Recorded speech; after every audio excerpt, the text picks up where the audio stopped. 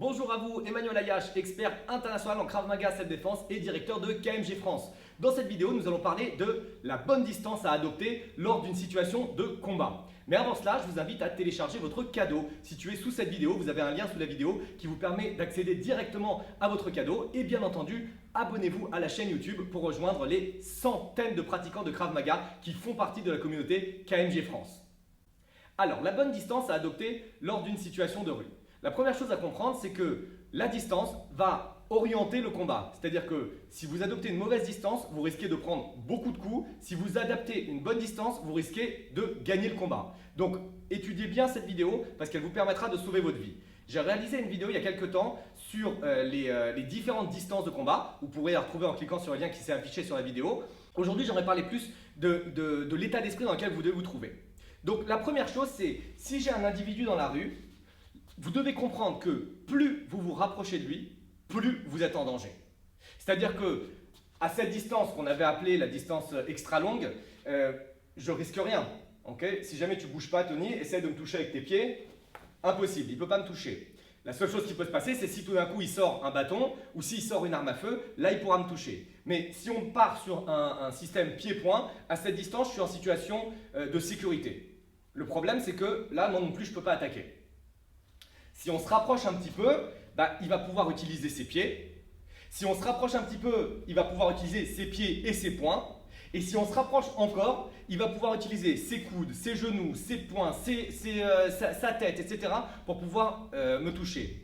C'est vrai aussi dans l'autre sens. Ça veut dire que moi, plus je me rapproche de lui, plus je vais pouvoir utiliser des choses pour le toucher. Mais c'est une situation où il faut bien être conscient du risque lorsque vous vous rapprochez de quelqu'un.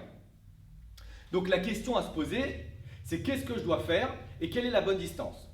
Lorsque quelqu'un approche de vous, restez à cette distance s'il vous plaît monsieur, ça c'est ma distance de sécurité.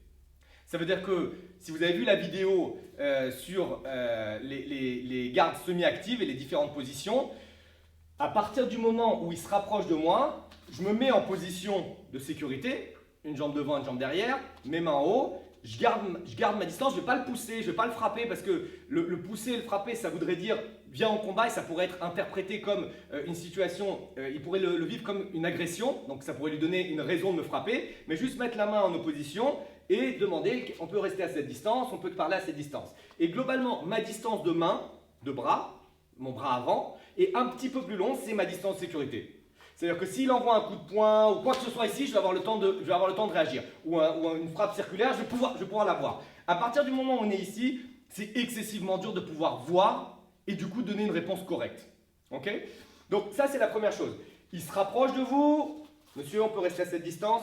Il n'y a pas de problème, on peut parler à cette distance. Il se rapproche encore de vous. Il y aura une question à se poser. Est-ce que j'envoie une frappe? Est-ce que je fais ce qu'on appelle un blocage éducatif? Je vais vous en parler dans quelques secondes. En gros, vous allez devoir adapter votre tactique. D'accord? Ça, c'est la première chose.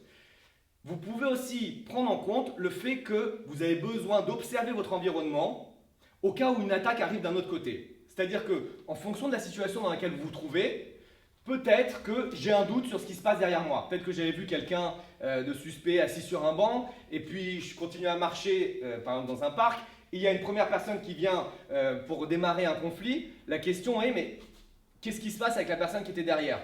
Si jamais j'ai eu un doute, si jamais mon cerveau m'a dit il y a quelque chose qui ne va pas avec cette personne, est-ce que le seul fait de lui avance et dire on reste à cette distance pour parler, l'autre il ne s'est pas levé pour pouvoir me frapper par derrière? Du coup, ce qui est sûr, c'est que quand je suis en conflit avec quelqu'un, je peux observer à peu près 180 degrés, 160, 180 degrés. 180 degrés, c'est très difficile à voir, mais 160 degrés. À partir du moment où il bouge, est-ce que je ne vais pas essayer de bouger en sortant de la ligne? C'est-à-dire que si on se met ici, dès qu'il avance, monsieur, restez ici, on n'a pas besoin de se rapprocher trop proche pour échanger. Et là, j'ai ouvert l'angle ici. Okay? C'est-à-dire que, n'oubliez pas, si jamais vous êtes sûr de l'arrière, il n'y a pas de problème. Si jamais vous avez un doute, en même temps que vous prenez votre position de sécurité et que vous restez à distance de lui, observez aussi ce qui se passe derrière vous pour voir si l'autre personne ne s'est pas levée. Et là, dans l'exemple de la vidéo, je me suis mis derrière un mur, comme ça me permet aussi d'être rassuré, rien ne pourra arriver par derrière. La dernière chose dont je voulais vous parler dans cette vidéo, c'est ce qu'on appelle le bloc éducatif. Donc c'est un mouvement un peu plus violent que ce que je viens de faire, qui va peut-être engager un combat ou qui va peut-être diminuer un combat. C'est-à-dire faire en sorte que le combat ne se déroule pas parce que implicitement, vous transmettez à l'agresseur que vous êtes prêt à combattre et que vous savez combattre sans le montrer. C'est-à-dire que s'il avance vers moi, reste à distance, reste à distance. J'ai pas envie de me battre aujourd'hui. Donc, s'il avance vers moi, vous allez utiliser votre main avant, c'est le même système que tout à l'heure, sauf que vous allez percuter au niveau de la poitrine et vous pouvez rentrer les doigts au niveau de la gorge pour pouvoir appuyer un petit peu et créer un début de douleur. C'est-à-dire que c'est très fin, les gens aux alentours, ils vont pas comprendre ce qui s'est passé, ils vont pas voir ce qui s'est passé. Lui, il sait que j'ai appuyé sur sa gorge et il sait que je sais ce que je fais. Donc on est en train de jouer avec un petit peu son état mental et en même temps on communique qu'on ne veut pas se battre. Donc ça c'est le bloc éducatif, ça se fait avec la main avant. Vous avez une percussion, donc c'est pratiquement un coup de poing direct, hein, un coup de paume de main, sauf que ça se fait sur la partie thoracique et vous avez en plus le bonus appuyé avec les doigts dans la gorge.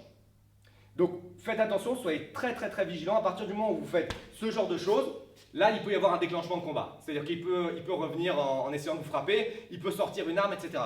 Donc au début vous communiquez, après vous communiquez avec une percussion et si jamais il engage le combat, vous devrez répondre en utilisant les techniques du Krav Maga.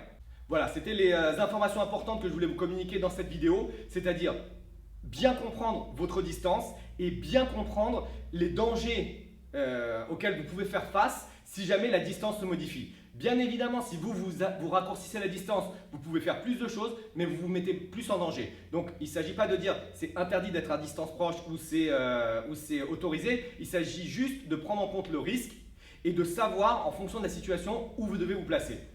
Voilà, nous arrivons à la fin de cette vidéo. Likez la vidéo, commentez la vidéo, partagez la vidéo et je vous retrouve très prochainement pour une autre vidéo.